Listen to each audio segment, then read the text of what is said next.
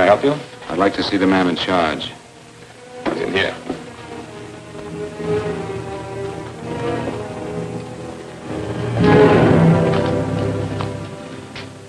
I want to report a murder. Sit down.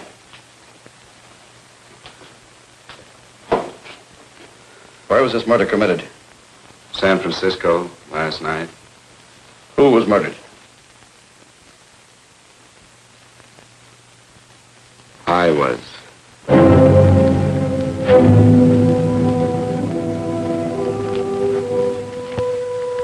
Well, do you want to hear me out or don't you, Captain? I don't have very much time. Your name Bigelow? Frank Bigelow? That's right. Answer the San Francisco APB. Send it direct to Inspector Bannon at Homicide. Tell him we found Frank Bigelow. Go ahead, Mr. Bigelow. Well, this involves some other people, Captain. A number of other people. You tell it any way you like. I live in a little town called Banning out on the desert. It's on the way to Palm Springs. I have a small business there. Paula? Yes, Mr. Bigelow? Get me a copy of Miss Hollis's 48 tax return, will you? Oh, you better get the 47, too. Yes, Mr. Bigelow. I don't think we took any depreciation on that new equipment last year. No, we didn't. I remember you said we could include it all this year. Sure we can. Hey, Frank. Yeah, well. Peterson says he wants a financial statement before he can give me my loan. Hello, Kitty. I will. Well, I'm leaving for San Francisco today, but I'll be back in about a week. I'll take care of it for you then. Sure is a scorcher, isn't it? Well, I've seen him worse. Well, have a nice time, Frank. Yeah, thanks, Will. Paula, why don't you come down to the place and let me give you another permanent? Makes your hair so much easier to manage in all this heat. I can't afford it right now. Maybe next month. Yeah, here it is. No, we didn't take it. Well, we can do it this year. You work it out any way you think best. Have a nice trip, Frank. Sure, Kitty. See you when I get back. Bon voyage. Why don't you come down anyway, Paula? We'll work out a deal on that permanent. Thanks. Maybe I will. Hello?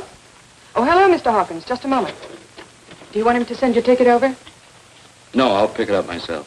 No, never mind. Mr. Bigelow will pick it up at the station. Bye.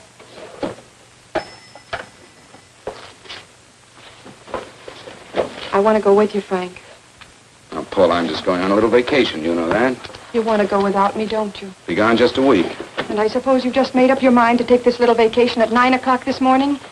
No, Paul, I meant to tell you about it a few days ago. I guess I forgot. Oh, you forgot. Paula, don't be like that. Don't be like what? You just drop a little announcement that you're going away. Not tomorrow or next week or next month, but today. No explanations, nothing. And I'm supposed to swallow the excuse that you need a little vacation. I just want to get away from town for a few days, that's all. Get away from this town or get away from me. Oh, Paula, please try to understand. How can you ask me to understand anything like this? No, I'm sorry, but I don't understand. Go to San Francisco, but don't expect me to be waiting for you when you get back.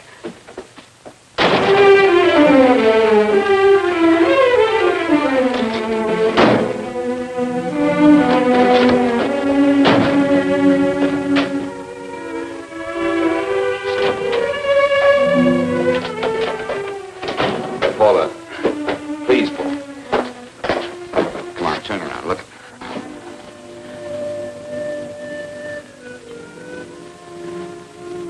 Come here. Why do you do this to me, Frank? Why can't you be honest with me? As honest as I am with you? Do you have to go? I have to go, Paula. I know what I'm doing. All right, go. Go anywhere you like. You can go to blazes for all I care. Paula. Paula. Yes, I know. I'm being foolish. Come here.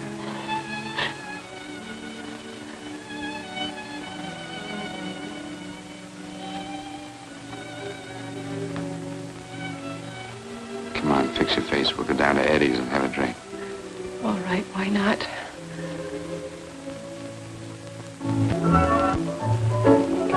Hi, Paula. Hi, Eddie. Give us a couple of cold beers, will you? Coming up. Hi. Come on.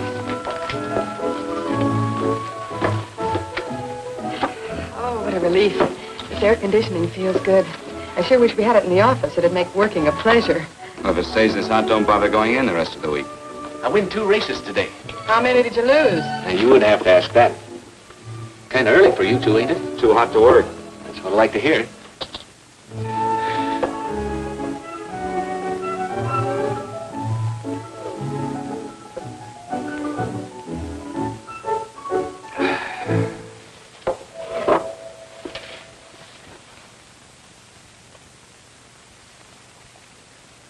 Frank, you'll take me with you, won't you? You will, won't you? Or am I crowding you? What do you mean, crowding me? Maybe you do need this week away alone.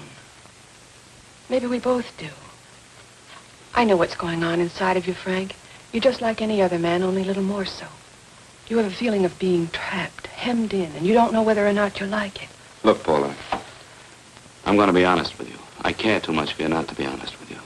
I'm as much concerned for your happiness as I am for my own. I know you've had one bad experience, Frank. I know all about it. But you don't know what it can do to 2 people, Paula. And the woman always gets hurt more than the man. I don't want you to get hurt, darling. More than anything in the world, I don't want you to get hurt.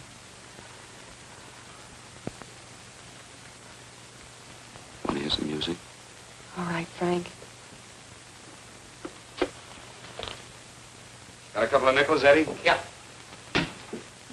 This won't bother you, will it? No, next result doesn't come in for half an hour.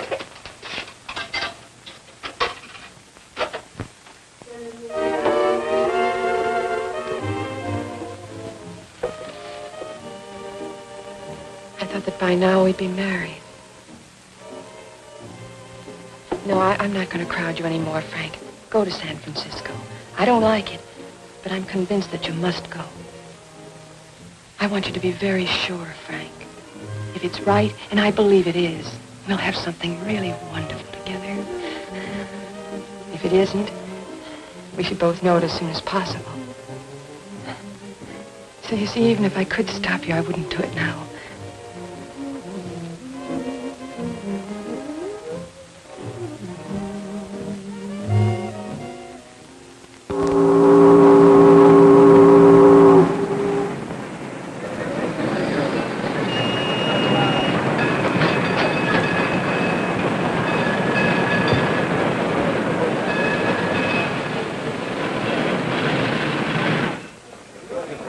Yes, sir. My name is Bigelow. I have a reservation. Yes, sir.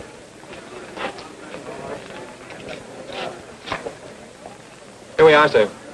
My name is Bigelow. I have a reservation. I have it, sir. It's a very nice room on the 6th floor, facing the bay. Boy, this might help you enjoy your stay, Mr. Bigelow. It's a little booklet on how to have fun in San Francisco. Oh, thank you. Very welcome, sir. Thank you. Say, is it always like this around here? No, this is market week, and it's the last day, too. Boy, always around until you need him. Oh, 517? Thank you.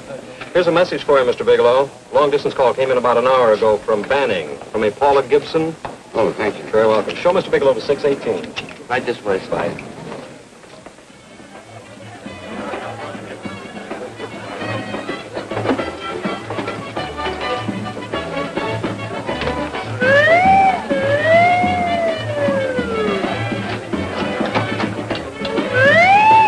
Right this way, Mr. Bigelow.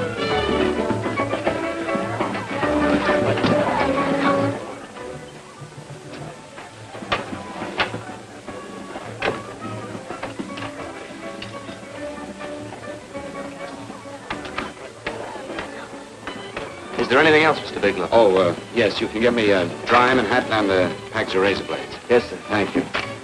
Oh, and you can leave that door open. Hello, operator. I want to speak to Miss Paula Gibson in Banning, California. Yeah, that's right. No, I'll wait. Hello? Hello, Paula. Oh, hello, Frank. How was the trip? Fine, just fine. Having a miserable time, I hope. Well, I don't know. I just got in. What was that? Market week. The place is crawling with traveling salesmen.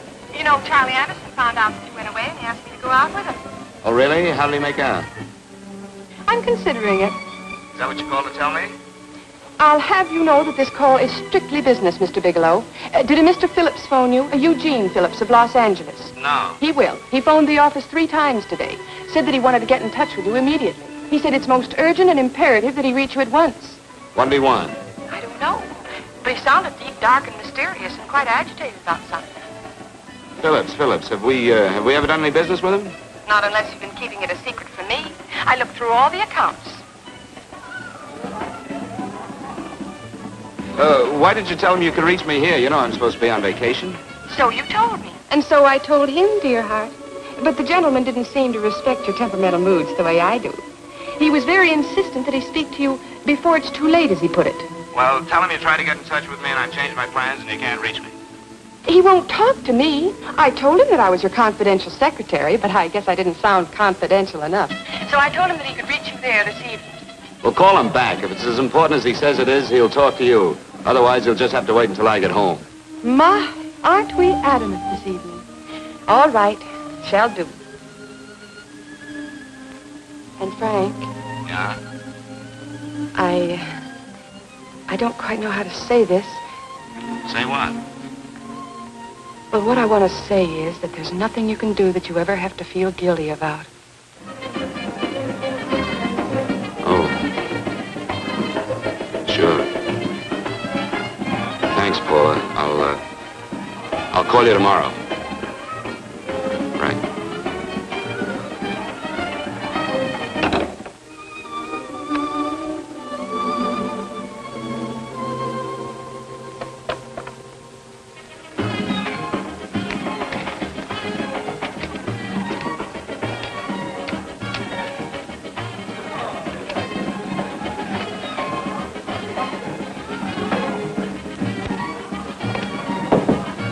Oh, just put it there, please. You can keep the change. Thanks very much. Say, how long has this been going on? Well, it's been a madhouse all week, but they check out tomorrow. Oh? I thought you were with them. No, I'm just here on a vacation. Why does everybody come to San Francisco and tear loose? Excuse me. Say, I'm awfully sorry to bother you, but would you mind if I use your telephone? No, go right ahead. I'm just across the hall here. One of the boys is using my phone, and he's been on it for a half hour. I just want to call downstairs. Yeah, sure. Thank you. Room service, please. Hey, things really picked up the last few days, didn't they? You read up much business? Well, I'm not here on business. Oh, room service? It's Mr. Haskell in 617. Yes, that's right. Would you send up 3 more bottles of bourbon and 2 scotch? Yes, that's right. Oh, and some more ice, too. Yeah. All right, thank you. You here all alone? Yes, I just got in town. Well, why don't you join us for a drink? Well, I don't want to barge in on your party. Oh, nonsense. It's not a party. Just a few of the boys entertaining some buyers. You know, the usual thing. A few drinks and some laughs. It's no party. Come on. Well, Come on. all right. I know what it's like to be all alone in a strange city. I'm Sam Haskell. I'm Frank Bigelow. You think some of these guys never been away from home before? Yeah. Hey, quiet down a minute. Hey, will you quiet down a second? I want you to meet Frank Bigelow. Hello. This is Jane Carlisle. Hello. Bill Welch. How are you, Mr. Wells? Glad to know you, Bigelow. Jane's the prettiest buyer in San Francisco. Oh, hey, I resent that. You don't think I believe him, Elaine? Well, he's bred that from coast to coast. Oh, gee. But it's good for my morale anyway. I'm George Cantwell. Glad to know you, Mr. Bigelow. Bigelow, yes. Right up much business? He's not here on business. Oh? Well, Well, why don't you get the man a drink before he dies of thirst? how about a little bourbon? Well, that's fine. Bourbon it is. Of course, Mr. Wallace. In fact, yes, Mr. Wallace. But, Mr. Wallace, I'll need at least a week in Cleveland to visit all my accounts. I can't figure on being in Philadelphia until the 17th. Eddie, will you get off the phone? I want you to meet Frank Bigelow. How are you, That's his boss. He's been trying for an hour to get his expense account boosted. Yeah, the way this guy holds on to $1, you'd think they weren't printing them anymore. Yes, Mr. Wallace. I'm leaving here the first thing in the morning. Yes, sir. Oh, keep your hips loose, Harry, like this. Oh, yeah. How's he doing? Oh, there's nothing wrong with Harry Drummer. The 2 years now at the Murrays wouldn't cure. Hey, now, wait a minute. I was doing all right there. This is Sue and Harry Brandis. Hello, good to meet you. How are you? Where'd you find her, Sam? On a dance marathon? Oh, perfect. Oh, thank you. Say, I'll bet you could do the rumba. Well, a little, but I'm kind of rusty. Anything would be an improvement after Harry. Oh, how do you like that? Well, here goes. Hey, you're good. Oh, my wife, she's a good dancer, isn't she, Bigelow? Oh, yeah. Fellas, I thought you were going to show us a good time tonight. Is this doing the town? That's right. We practically bankrupt our stores to buy everything you've got. Then you keep us in this hotel room. I agree. This is my last night to howl before I go back to being a dutiful housewife. Well, it looks like we're stuck, boys. This is where we blow all our commissions in one night. And you're coming with us, Bigelow. Oh, no, thanks. You run along. I've got to get unpacked and have dinner. Oh, no, you're not going to get away from me. Now that I found a man who can dance, I'm going to hang on to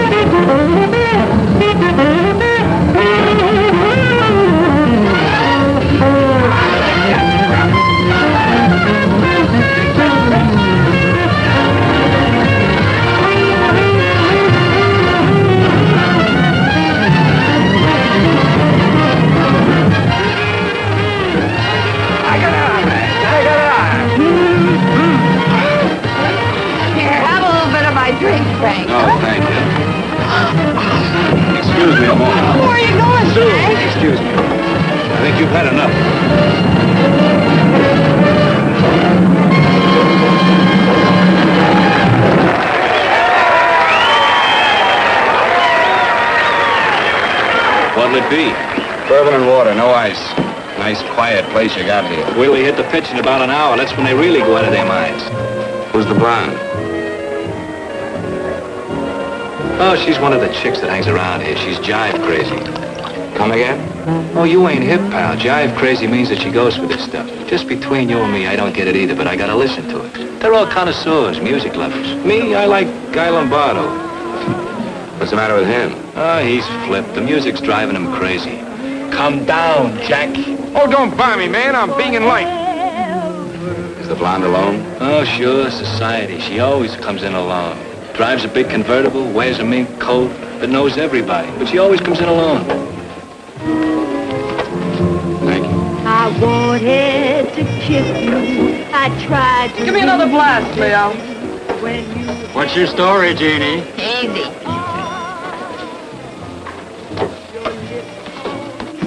Hello. Easy. Dig the fisherman. Oh, that's really silk, isn't it? Can I buy you a drink? Sure thing. Give me a blast, Leo. Leo, I left my blast at the other end of the bar.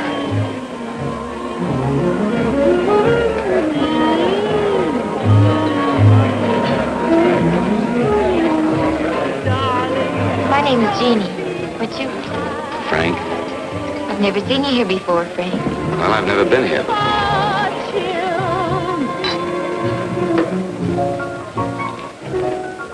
This isn't mine. Mine was bourbon. Well, sure it is. You saw me pour it. Give me a fresh drink. Anything you say. Oh, listen to that piano. Feel those vibrations. You don't get your kicks out of this, do you? I can live without it. Why do you stay here? I don't know. I bet I know. You're lonely in a big city. Why, you don't have to go into a routine with me. I like good company, too.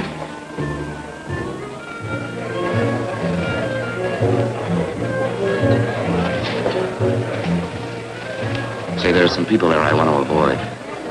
Couldn't we get out of here? Let me think about it. Oh, come on. How about going somewhere else, then? Why don't you meet me later?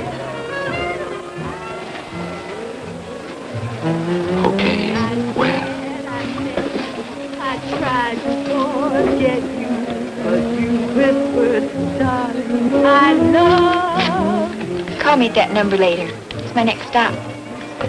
They've got a band there that'll really send you. See you, Jeannie. Easy.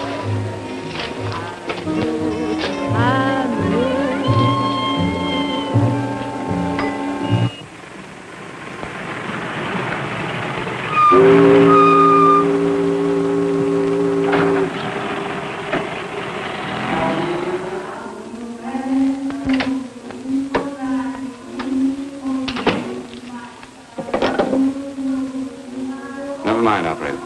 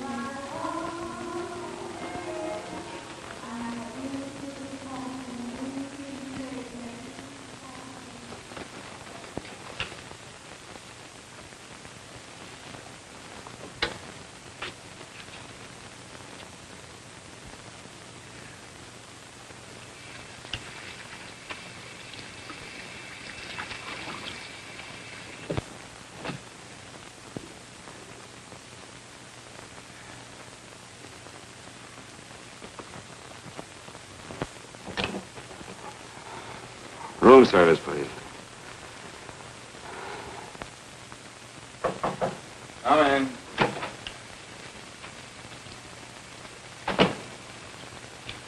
Be right with you, waiter. Yes, sir. Rest well, sir? Yeah, sure. May I? Go ahead. It's on there for you. Thank you, sir. Would you like anything else? Oh, thank you, that's all. Waiter, Yes, sir. take us away. Is there anything wrong, sir? No, just take it away. I don't even want to look at it. Are you all right, sir? Yeah, sure. All right, I just had too big a night, I guess, that's all. Need some fresh air. Of course. Thank you, sir.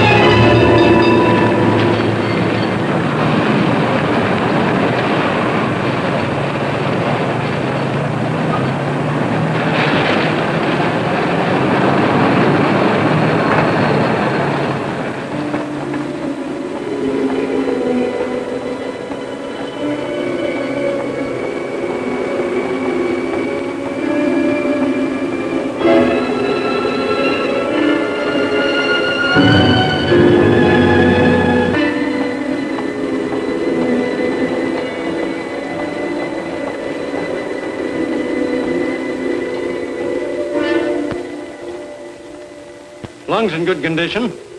Blood pressure normal.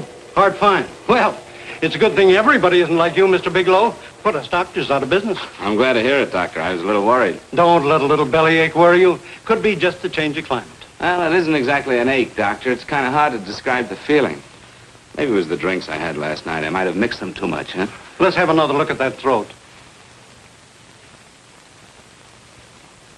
You may finish dressing now, Mr. Bigelow. I want to get the results of those tests we took. Thank you, Doc.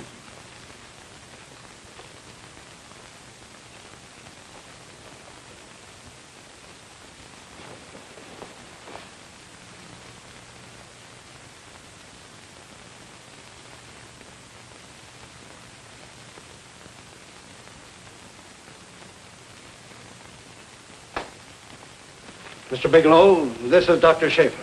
Hello, Doctor. How are you? Sit down, Mr. Bigelow. According to the information you gave Miss Wilson, you're not married, Mr. Bigelow. That's right. Do you have any relatives, family, anyone in San Francisco? No, no one. I don't know a soul in San Francisco. Where is your home? What is this, Doctor? Why all the questions? You're a very sick man, Mr. Bigelow. Sick? But you told me I was in good shape. Yes, I know. But my preliminary examination didn't reveal your true condition. You sound as if it's pretty serious, Doctor. It's extremely serious. I want you to understand that we wouldn't tell you something like this unless we were absolutely certain. Well, of course, of course. You must steel yourself for a shock, Mr. Bigelow. Well, go on, Doctor. What is it you're trying to tell me? Our tests reveal the presence in your body of a luminous toxic matter. What is that exactly? A poison that attacks the vital organs. Poison? We have no alternative but to tell you this. Your system has already absorbed sufficient toxin to prove fatal. I wish there was something that we could do. What do you mean, wish? You mean there's nothing? There is nothing anyone can do. This is one of the few poisons of its type for which there is no antidote. Well, this is fantastic. This is the most ridiculous thing. You don't have very long. What do you mean? A day, possibly a week, 2 weeks at the outside. It's hard to say exactly. Well, this is impossible. I don't believe it. You've made a mistake. That's it. It could be a mistake, couldn't it? You have made a mistake, haven't you? Answer me. Dr. Schaefer is an authority on toxicology. Been no mistake, Mr. Bigelow. Do you realize what you're saying? Well, you're telling me that I'm dead. Do you think you can explain my life away in just a few words? Why, I don't even know who you are. Why should I believe you? You must calm yourself, Mr. Bigelow. We want to offer you every assistance that we... Assistance? Who wants your assistance? Who wants anything from you? You're nothing but a couple of phonies. Why, I think you're crazy. That's it. You're crazy. The both of you. You're crazy.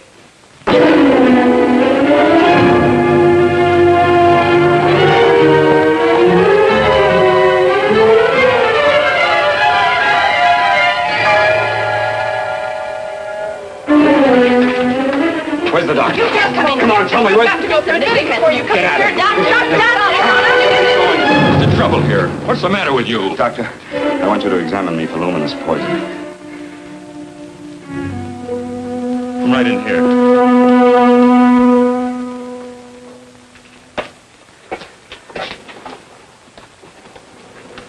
Yeah, you've got it all right. Your system has already absorbed it. Are you sure, Doctor? Are you absolutely certain? Couldn't there be some mistake?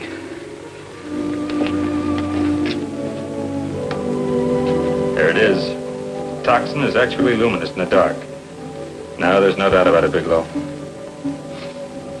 I don't feel sick. My stomach is just a little bit upset. Maybe it's not as bad as you think, Doctor. That's characteristic. With a heavy jolt, you go suddenly in a matter of hours. But if the stuff is taken in a lesser degree, you last a while, and then...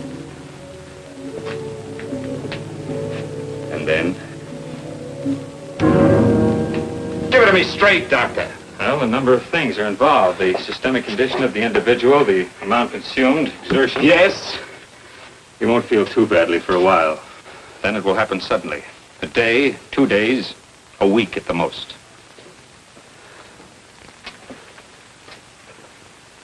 A day? 2 days? There's nothing that can be done now. If it had been caught in time, your stomach could have been washed out. But you've had it in you for some time now. For at least 12 hours, haven't you, Bigelow? I don't know. You don't know? No. Don't you know how you got it? No. This is no accident. Somebody knew how to handle that stuff. That wax is tasteless, odorless. The amount of alcohol in your body, you must have got it in liquor. I was drinking last night. Arrange for your admission to the hospital immediately. Of course, I'll have to notify the police. This is a case for homicide. Homicide? I don't think you fully understand, Bigelow. You've been murdered.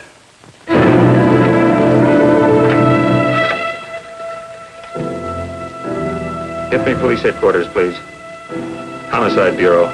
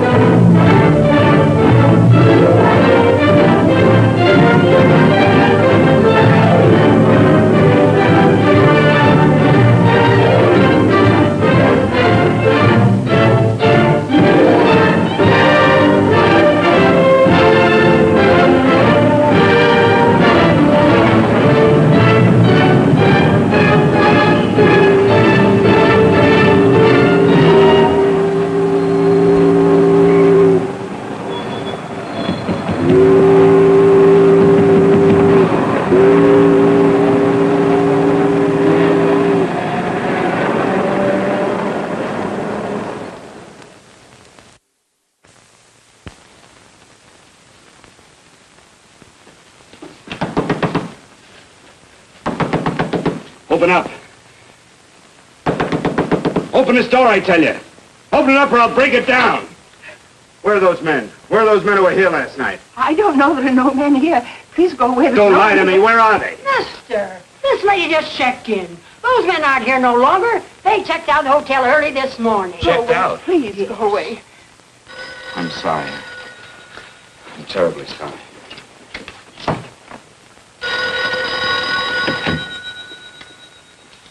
Hello? Please, Mr. Bigelow, my eardrums. Oh, hello, Paula. Your enthusiasm overwhelms me. Why haven't you phoned me? Or is there a quota on telephone calls up there? I'm sorry. I've been busy. I'll bet you have. Visiting the museums, no doubt. What's happening up there that's exciting or different? Nothing, not a thing. I'll bet you miss me, but you're too stubborn to admit it. Sure. You know, if you'd like me to come up, I could pack a toothbrush and leave right away. No. Well, you don't have to snap my head off. You could at least make a pretense of missing me. I'm sorry, Paula. Of course I miss you. Listen, Paula, Paula, it's just that I don't feel like talking now. I'll call you later. Don't strain yourself. You phone me sometime when you feel more like talking. Oh, by the way, I called that Mr. Phillips back. Phillips? Yes, you know, the man that tried to reach you. Well, I'm afraid you'll never know why it was so important that he speak to you. His office said he died yesterday. Frank, are you there? Did you hear me? Died? When? Yesterday. So you won't have to bother your little head about him anymore. You can just go ahead and have fun. Paula, what did he die from? Do you know? I suppose he died from whatever people usually die from. Well, didn't they tell you? Don't you know? What are you getting so excited about? You said you didn't even know the man. Listen, where's his office located? What difference does it make? You can't talk to him now. I told you the man's dead. Paula, will you stop talking so much and tell me where his office is? All right. It's the Phillips Importing and Exporting Company, Bradbury Building, Los Angeles. Bradbury Building, Los Angeles. That's right. Say, this is really a switch. Listen, if you want to reach me, I'll be in Los Angeles. Are you out of your mind? I'm sorry, Paula. I've got to hurry. Wait a minute. Where in Los Angeles? The Allison Hotel. Goodbye, Paula.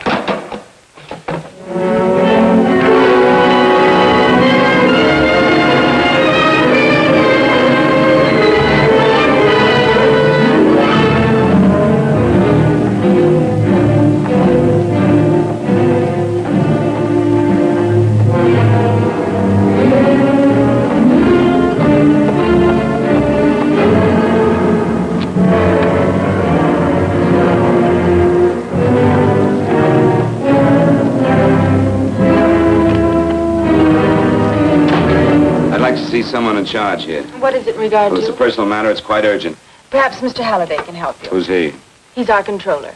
Your name, please? Bigelow. Mr. Bigelow to see you. Send him in. Go right in, please. That door.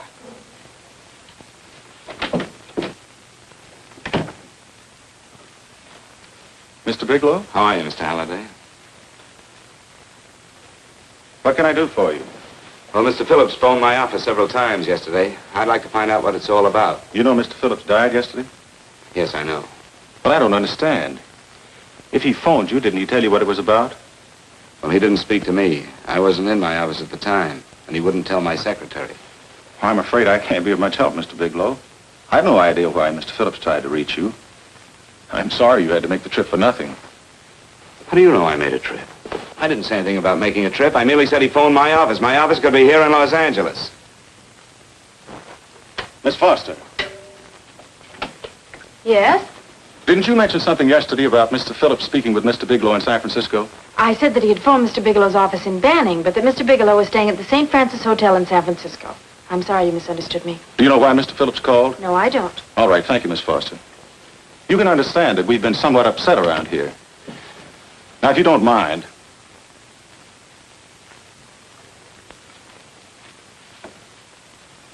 Did Mr. Phillips have a wife, family, anyone that could help me? you can't intrude on people at a time like this just to satisfy some curiosity. It isn't just curiosity. Then I suggest you wait a week or so. I can't wait. Well, I'm sorry you'll have to. Well, there's always a phone book. You're a pretty aggressive fellow, Bigelow. Are you quite sure that this is as important as you make it appear to be? It's important. Mrs. Phillips lives at the Sunset Arms Apartments. Thank you. I needn't tell you she's under a strain. I suppose you're capable of using a little more tact with her than you demonstrated with me. I think I can handle it. By the way, what was the cause of Mr. Phillips' death? Suicide. He leaped from the balcony of his apartment. Thank you.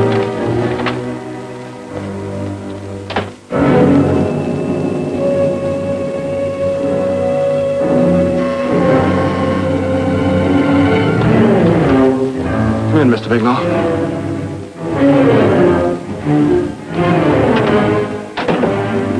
I'm Stanley Phillips, Eugene's brother. Halliday phoned that you were coming.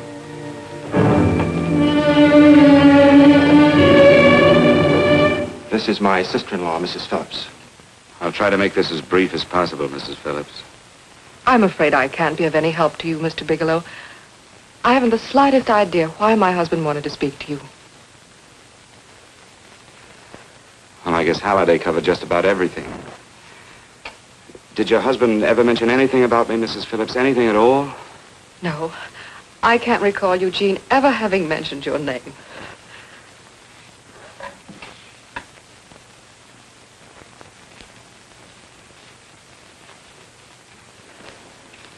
I hate to ask you this, Mrs. Phillips, but it's of vital importance to me. Do you know why your husband committed suicide? Oh. You're certainly not the most diplomatic person in the world, are you, Bigelow? Were you a friend of my brother's? I never met him.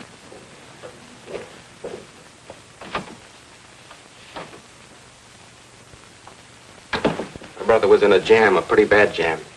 He was arrested 2 days ago. He sold some iridium to a dealer by the name of Majak. It's a very rare metal, very costly. Anyway, the iridium turned out to be stolen. He was released on bail yesterday, but he faced a pretty stiff prison term. And have committed suicide for less. Yes, I know. That's how the police feel about it. What puzzles me, though, is this crooked deal. Knowing Eugene, you wouldn't say he's the type of man to be mixed up in anything like that, now would you? I told you I never met him. That's right, so you did. Now, what's this all got to do with you, Bigelow? I don't know. Let's come clean with each other, Bigelow. Surely you must have some idea why my brother was so desperate to contact you? I have no idea. That's odd. Then how could it be of such vital importance to you? Well, you seem to know the answer to everything else. Maybe you know the answer to that one, too.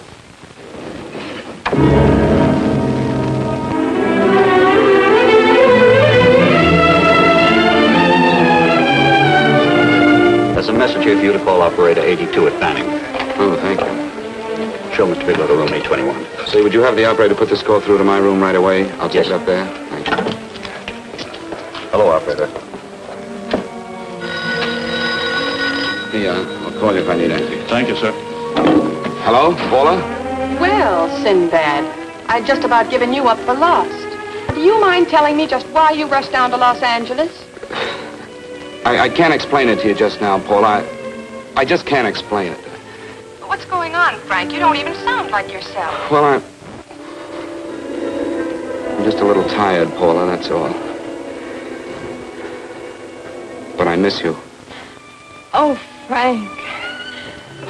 I can't tell you how good it is to hear you say that. And here I was worrying that I'd lost my charm. When are you coming home, Frank? Soon, Paula. I'll be home soon. I'll go right out and get myself a permanent so I'll be pretty when you see me. Hey, guess what? I found that Phillips name in your notarial ledger. Notarial ledger? Yes, of all places. I remember now I made the entry myself. You had notarized a paper one morning before I came to work. What kind of paper was it? A bill of sale for a George Reynolds made out to Eugene Phillips of Los Angeles. So you see, I was right. We hadn't done any business with Phillips, only indirectly. What was the bill of sale for? A shipment of iridium, whatever that is. Iridium. You mentioned at the time that this fellow Reynolds had made some kind of a deal in Palm Springs, and he stopped in your office early in the morning on his way north to have it notarized. Wait a minute. Wait a minute, George Reynolds. That was about 6 months ago, wasn't it? That's right, 6 months ago. Thanks, Paul. Oh, goodbye. Goodbye. Hello, operator. Get that number back for me.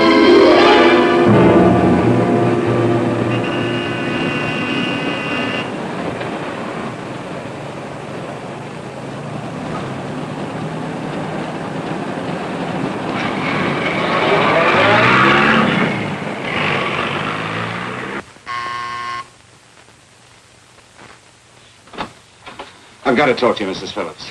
Please, go away. I want to be left alone. But I found out why your husband wanted to see me. It was in connection with a bill of sale. Come in. Thank you. What do you know about a man named George Reynolds? George Reynolds? Yes. Why, that's the man my husband claims sold him the iridium. And what did Reynolds claim? Reynolds disappeared. Yes? About 2 months ago, my husband grew suspicious that something was wrong. Since then, he tried in every way to locate Reynolds, but could find no trace of him. But I don't get it. Your husband could have proved he made a legitimate deal by showing the bill of sale he got from Reynolds. Then there was a bill of sale? Yes, of course there was. My husband swore there was, but at the time of his arrest, he couldn't find it. It was mysteriously missing. Well, then, if your husband could have shown proof, it would have been George Reynolds who would have faced the prison term. Eugene was convinced that Reynolds had stolen the bill of sale. He was the only one who had reason to eliminate evidence of the transaction. Thank you, Mrs. Phillips. Thank you very much. You've been very helpful. Oh, if you'd only come sooner, Mr. Bigelow. My husband might be alive today. I know.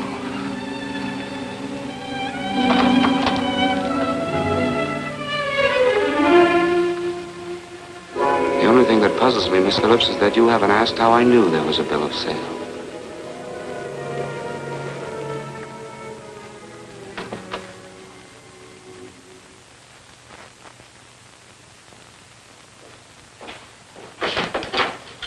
Mr. Holliday isn't in. He should be back shortly.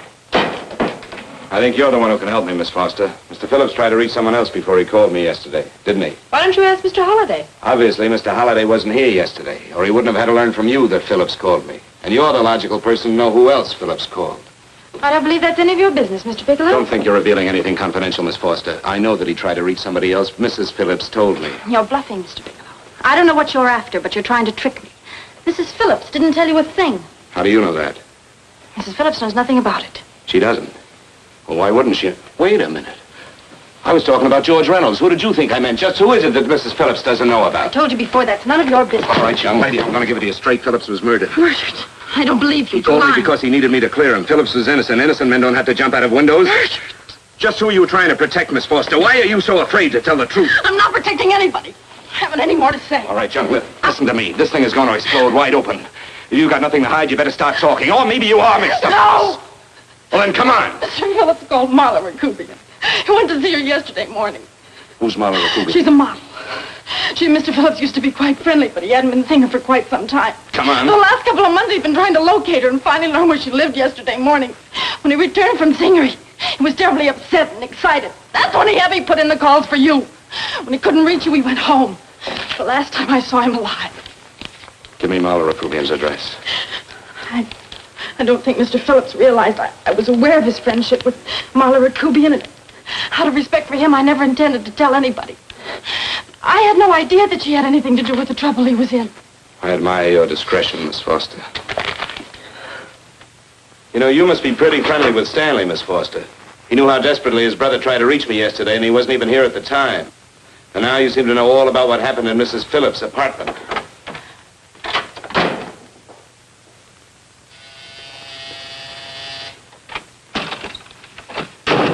Miss Rakubian? Yes? What do you want? Get out of here or I'll call the Go police. ahead, call him. Oh, go ahead, call him. Going on a trip, huh? Yes, going away for the weekend. Sailing for Buenos Aires tomorrow, some weekend. I'll send you a postcard. Now get out of here. Who are you going with, George Reynolds? Never heard of him. I suppose you've never heard of Eugene Phillips either. Just who are you? What do you want? Never mind who I am. Where's Reynolds? I told you I don't know him. Now will you get out of here and leave me alone?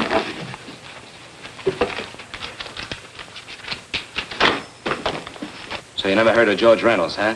And don't try to tell me that this isn't him because I've seen him. If you think you can scare me, you're crazy. Look, I know that Phillips came here yesterday. And right after he left, he was pushed out of a 6-story window. Pushed? Phillips committed suicide. Your playmate Reynolds murdered Phillips. Then he went up to San Francisco to get me, because I knew about a certain bill of sale. I don't know what you're talking about. You're in this right up to your pretty little neck. I'm not mixed up in anything.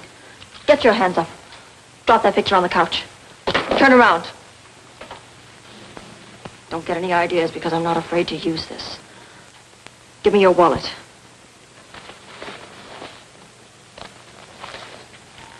Frank Bigelow, Hotel Alex. All right, now where's Reynolds? I don't know. I don't know where he is. Is that what you told Phillips yesterday? I told him exactly what I'm telling you. I haven't heard from him in months. Yeah? You're mighty careful of the picture of a man you haven't heard from in months.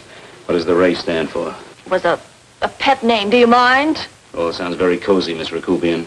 You and Reynolds call each other pet names while you make a sucker out of Phillips. Phillips made the deal because he wanted it. Yeah? I'll bet you weren't above using what it takes to help make him want it. Who's paying for this trip? I am. Really? A first-class trip to Buenos Aires on a model salary. Don't make me laugh. Since you and Reynolds aren't seeing each other anymore, you don't mind if I keep this to you. If I were a man, I'd punch your dirty face in. No, I really believe you would. Oh, I almost forgot. Your tickets. Don't be surprised if I'm there to see you off.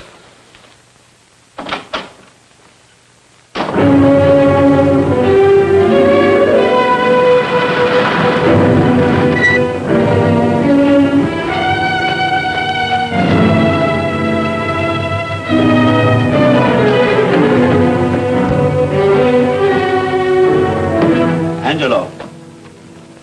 Angelo!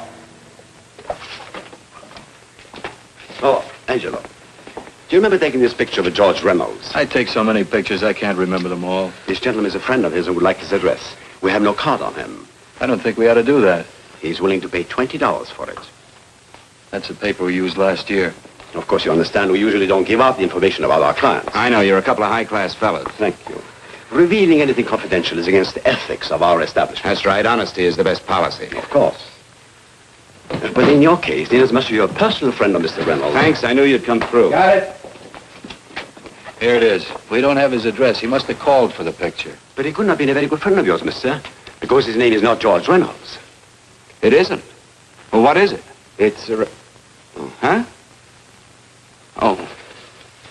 Yeah. It's Raymond Rakubian. Rakubian? What's so unusual about that? The picture's signed Ray, isn't it? Yeah. Yeah.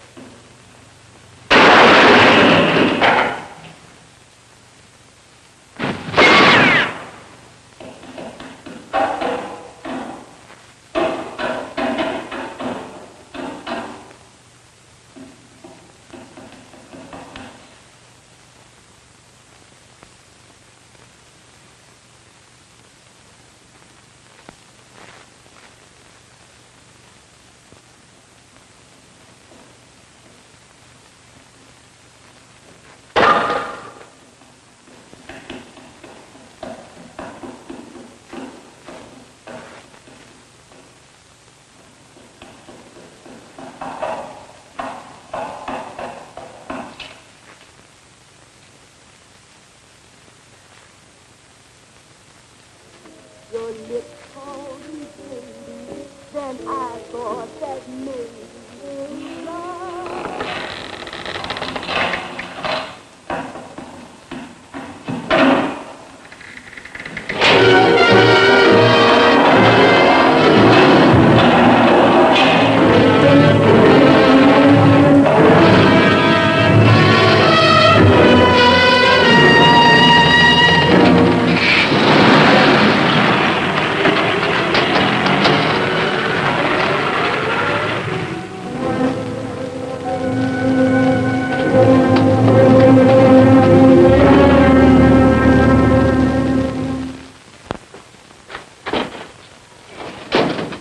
Bigelow, are you all right? Can I get you anything? No, thanks. Do you know this man? No, I don't think so. Are you sure you've never seen him? I'm quite sure. Does the name Raymond Rakubian mean anything to you? No, I never heard of him. Why? He also uses the name George Reynolds. This is Reynolds? That's right. Well, where can we find him? That's what I want to know. Tell me something, Halliday. You're the controller here. How come you didn't know about that bill of sale? Phillips made that deal before I came to work here. Yeah, but you still keep records, don't you? For some reason, which is none of my business, Phillips preferred to keep that among his personal papers. Now, does that answer your question? You came in here today asking for some information that you needed, and I tried to be as cooperative as I could. But now you're beginning to annoy me. So get out before I throw you out.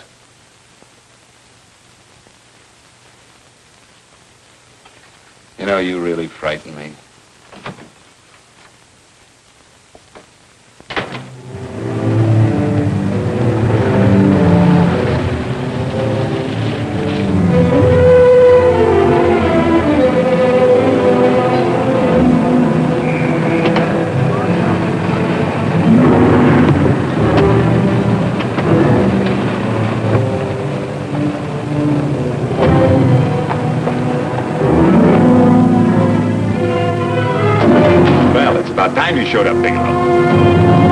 Go ahead, Dave.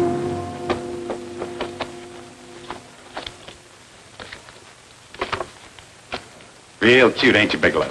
Just real cute. Paula didn't lose much time getting a hold of you guys, did she? Shut up. Let's go, Bigelow. Look at him. He can't take it. Soft in the belly. You do that again and I'll kick your face. Lay off, Chester. Cut it out. Shut up! Who asked you? Better let him answer. The clerk might know he's in. Go ahead, Bigelow.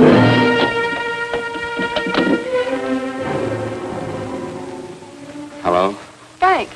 Frank, why did you hang up on me? I've been trying to get you for hours. I'm sorry, Paula. I was in a hurry. Well, don't be in such a hurry this time. You didn't give me a chance to finish what I had to say. Listen, Dave. I wanted to tell you that McGowan was in hollering his head off because you didn't go over the books. Tell McGowan to get another auditor. Sure. Sure, I'll just do that little thing and lose the best paying account we've got. Do as I tell you, Paula. Frank, are you drunk?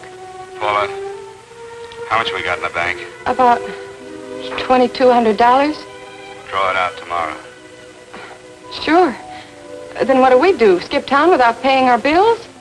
Forget the bills. You know that coat you always wanted? Buy it. You are drunk. You know, if I didn't have such a good character, I'd be tempted to take advantage of your intoxicated state, Mr. Bigelow. I'm not drunk, Paula. Well, then don't tell me that one day away from me can affect you this way. Cut it short. Paula, Yes? I'm sorry I left you. I never realized how much I love you. But I know it now. Oh, Frank, darling, I love you too so very much. Please come home. I miss you terribly.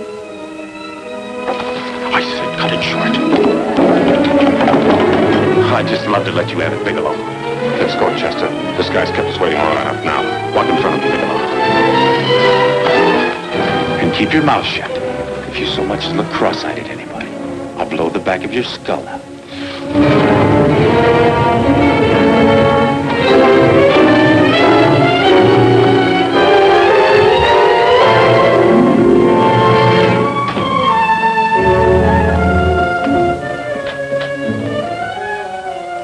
Bigelow's real cute. He wanted to get tough with Chester.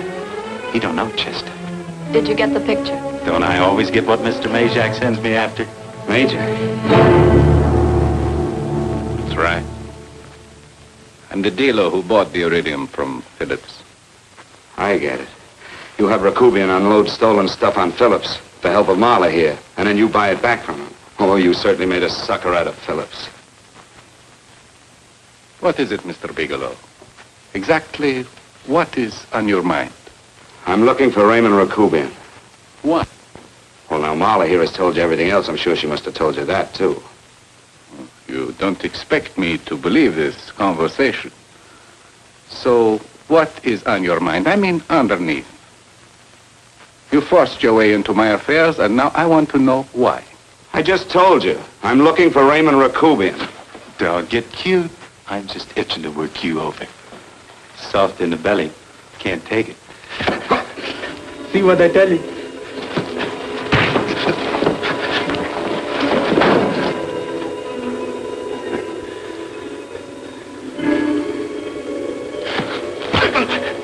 Can't do that to Chester. I'm gonna blow your guts out. Easy. Lay off, Chester, not now. Look at him. He's so scared of Chester, he'd talk now. He's not afraid, Chester. You can tell from a man's eyes when he is afraid. Look at his eyes.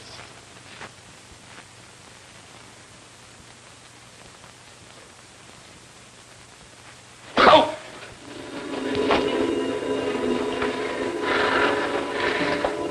I'm telling you, Majak, you better keep him away from me or he's really gonna have to use that gun. Go away, Chester, please. Do what I tell you, my boy. Please. And help Dave.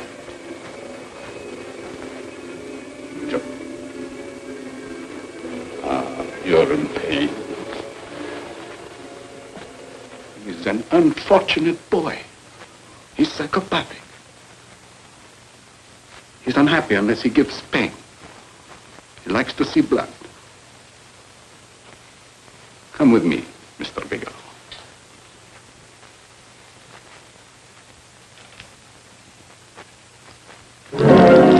Raymond Rakubian was my nephew. He could not possibly have tried to kill you. He's been dead 5 months.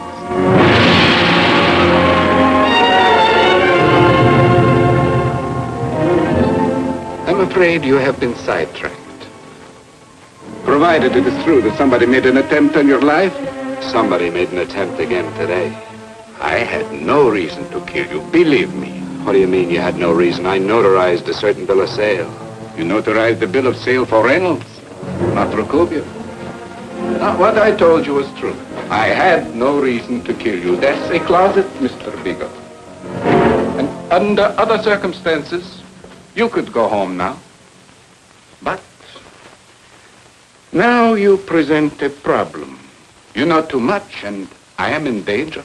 Chester! Suppose I were able to prove to you that I only want to find the person who tried to kill me, and I won't cause you any trouble. You know I can go to jail for 10 years for this little business. 10 years. At my age, that's my life. That means my entire life. With my life, I do not take chances. I am sorry, believe me. You want Joe to go with you? No. Just Bigelow and me. And baby makes 3. But Major, goodbye, Mr. Bigelow, and forgive me. Let's go, Bigelow. I guess you won't be there to see me off.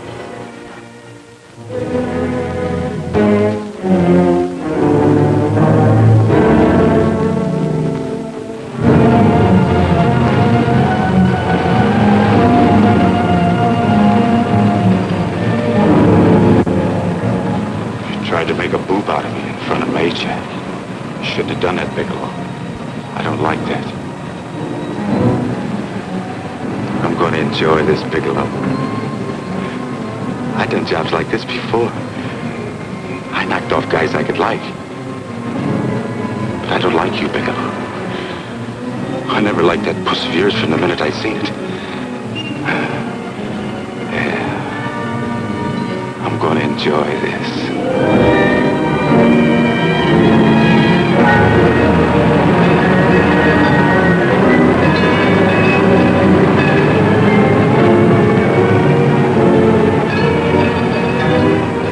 Scared yet, are you, Bigelow? But you'll be scared. Good and scared. I think I'll give it to you in the belly. You don't like it in the belly?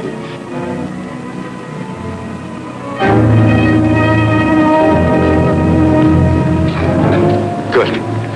Try it. I'd just love you to try it, Bigelow. Why don't you try it? Go ahead.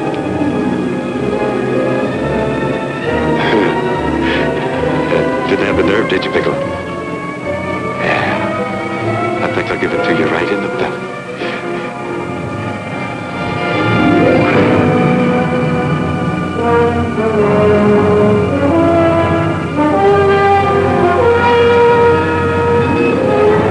It takes longer when you get it in the belly. It's nice and slow. That's the way I want to see you go, Bigelow. Nice and slow.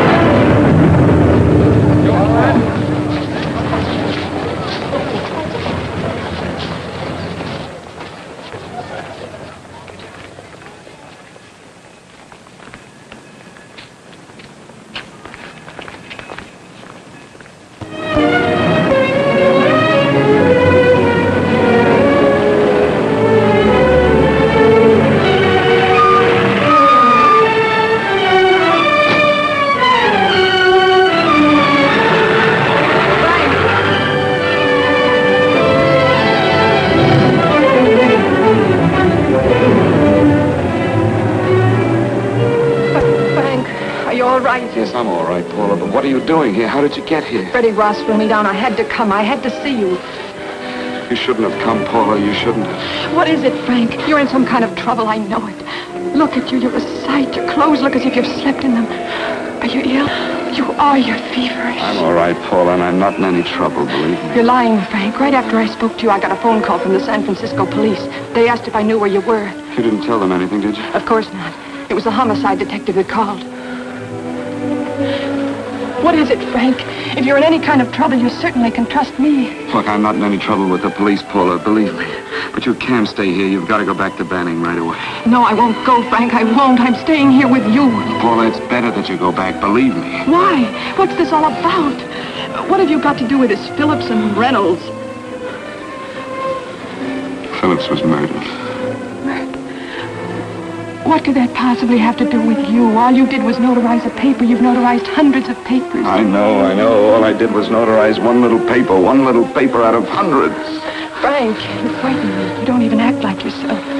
I know that you're in trouble, that something is wrong, that you're in serious trouble. You frighten me, Frank. Oh, don't be frightened, Paula.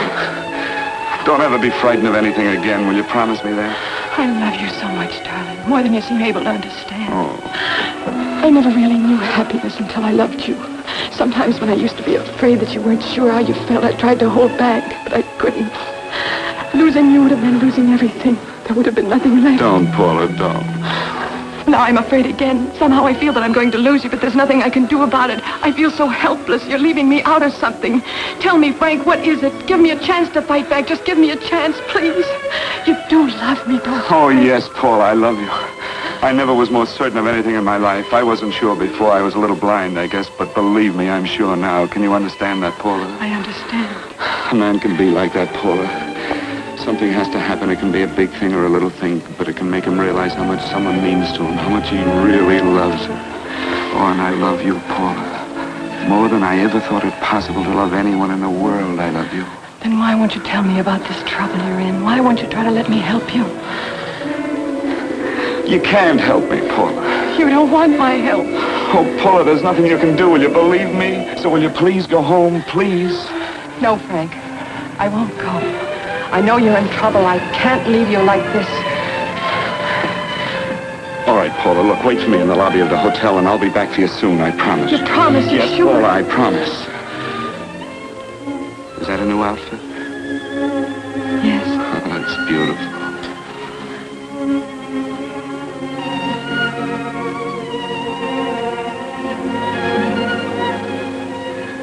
You'll come back to me, won't you, Frank? Yes, Paula, I'll come back, I promise. Please hurry, darling. Oh, I love you. I love you, Paula.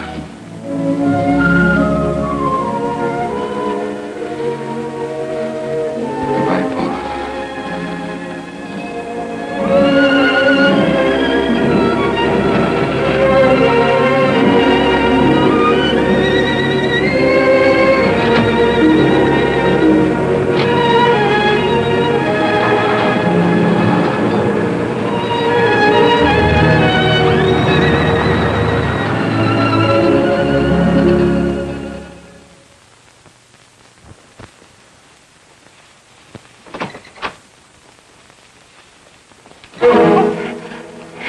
Stanley here?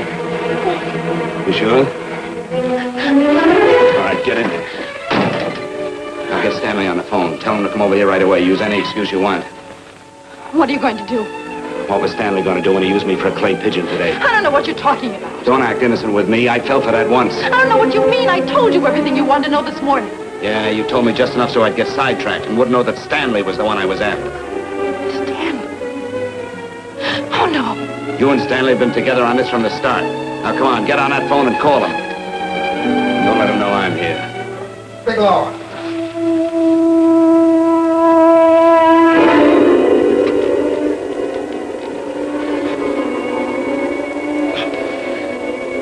You've been sidetracked, all right. But it was the poor bereaved little widow who did it. Miss Foster found this letter this afternoon. It's in my brother's desk at the office. It's postmarked 2 years ago. It isn't exactly the kind of a letter that a married woman gets from a casual friend. I'm sure my brother wasn't aware that they were so well acquainted when he hired Halliday. What's the matter with him? He hasn't felt right since dinner. Where did he have dinner? At Mrs. Phillips' apartment. Halliday was there, too, and Stanley confronted them with that letter. Did you have anything to drink? Yes, why? How long ago? Half an hour ago, just before I came here. Miss Foster, get on the phone, call the emergency hospital. Have them get an ambulance over here right away. What? Tell them to prepare a stomach wash for luminous poisoning. Luminous poisoning? Come on, do what I tell you. You may still have a chance to save his life. Go on!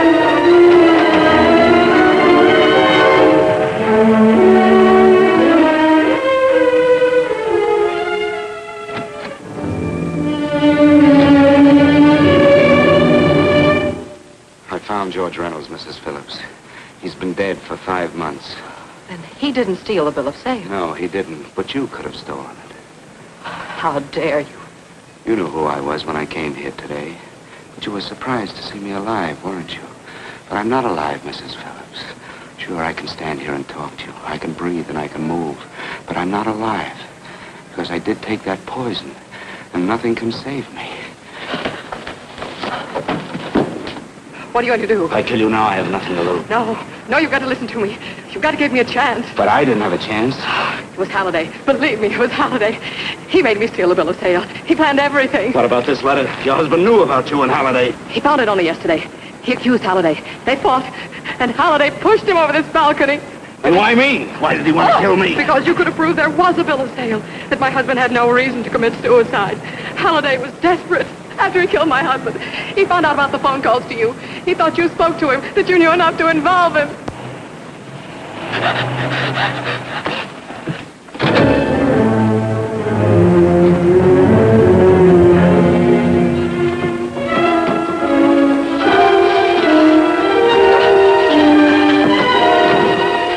Where's Halliday? Where is he? He's in the office. This time you don't walk him.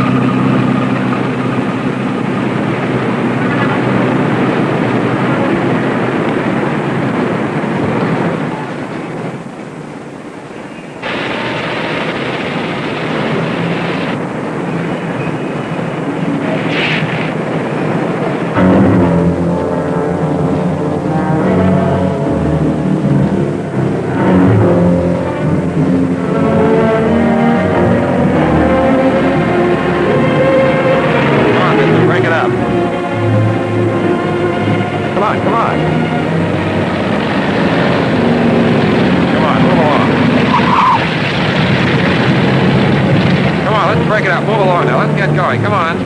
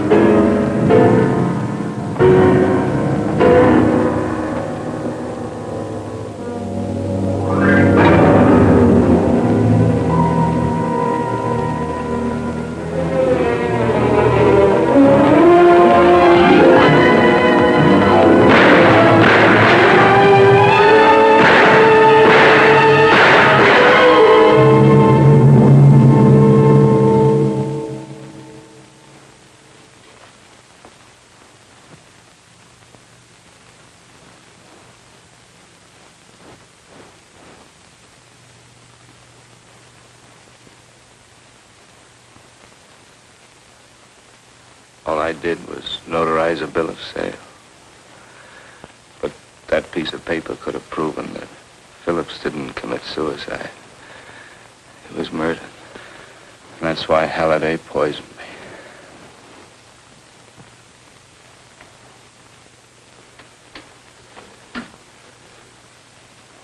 Would you?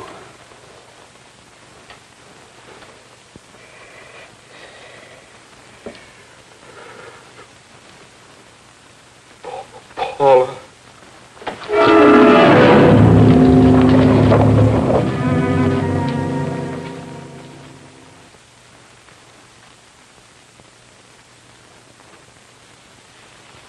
Call the morgue.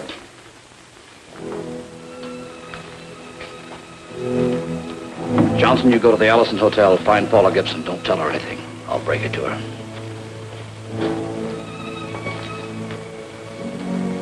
How shall I make out the report on him, Captain? Better make it dead on arrival.